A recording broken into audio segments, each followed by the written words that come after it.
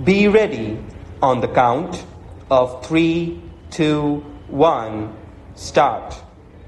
We are having this budget in the third year of the third 5-year plan. That is to say, this is the 13th budget under planning. But added to this is the emergency today, which naturally has an impact on the economic policies and, in particular, on the budget proposals. It is agreed on all hands that resources should be found for the strengthening of our national defense as well as for the country's economic development. I think, on the whole, it is a right approach in the situation that national defense and economic development should go hand in hand. Indeed, we cannot have a strong, self-reliant defense potential in the country either now or in the future or in any future at all without having a strong economic base, especially industrial base. For without a strong industrial base, you cannot have modern defense in the world today. Therefore, on the whole, it is a right approach, and I think we all should stick to this approach instead of trying to counterpoise one against the other. Therefore, on that score, there is not any controversy whatsoever, but there is ground for controversy when you come to the budget proposals. The tragedy of the present budget is that it heavily penalizes the patriotism of our people. It seems that those who have formulated the budget have taken into their heads that the legitimate sentiments of the people for strengthening the defense of the country, as we all stand for strengthening the defense of our country, could be exploited in a manner which is, in a larger measure, against the interests of the people as well as against the interests of the defense economy. I wish to make it very clear that defense has two sides, weapons and equipments on the one hand, and the human side as well as the labor power of the working people on the other. I think we cannot conceive of a strong defense in conditions of discontent, privatizations, sorrow, and suffering.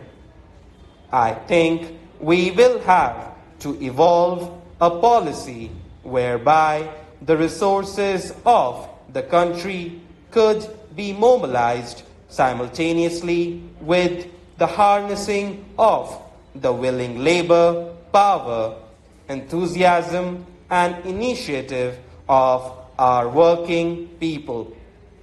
That is how we should approach the problem of defense in a democratic setup. In conditions of military dictatorship, etc., they do not bother about the people. Somehow or other, weapons and equipment are brought from outside and some kind of defense is built up, which means, in fact, that when you go in for such a thing, you surrender your entire independence And we are very glad that the Prime Minister has rightly pointed out time and again that in order to defend something, we must have that thing, and defense will be meaningless if we, in the name of the preparations for the defense of the country, begin to sell our independence at some other counter. Such is not, fortunately, the policy of the government as we understand it, and such can never be the policy of the government. Therefore, there is national agreement on the question of defense and also on the question of economic development, although it has been raised by some people that in order to prepare the country for its defense, we must abandon some of our good objectives in the plan gradually and prune it.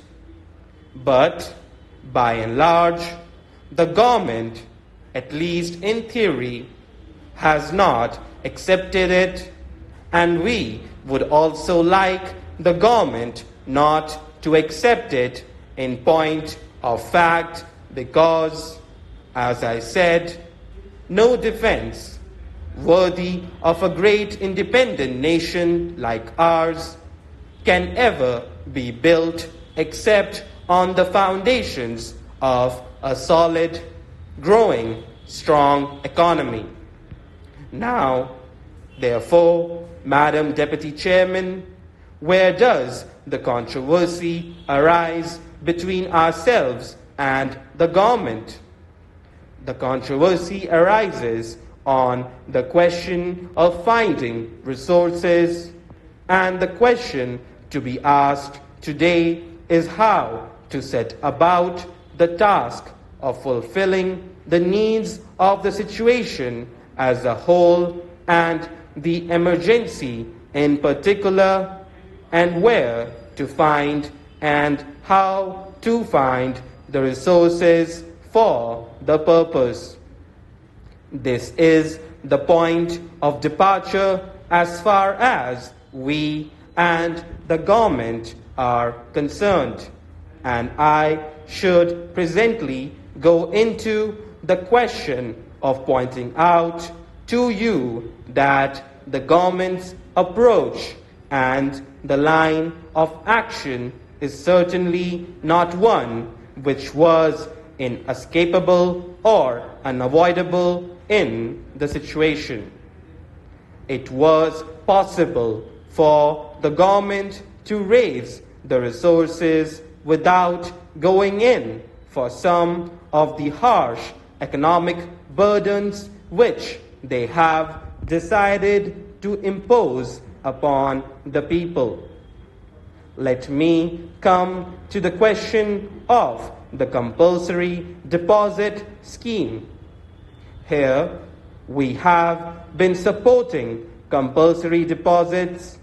In fact, we have been urging upon the government to introduce some such schemes as would enable them to tax the resources lying with the former princes, multimillionaires, big businessmen, and other sections of the wealthy people. They have got plenty of accumulations. Our quarrel is not with the system of savings scheme as such.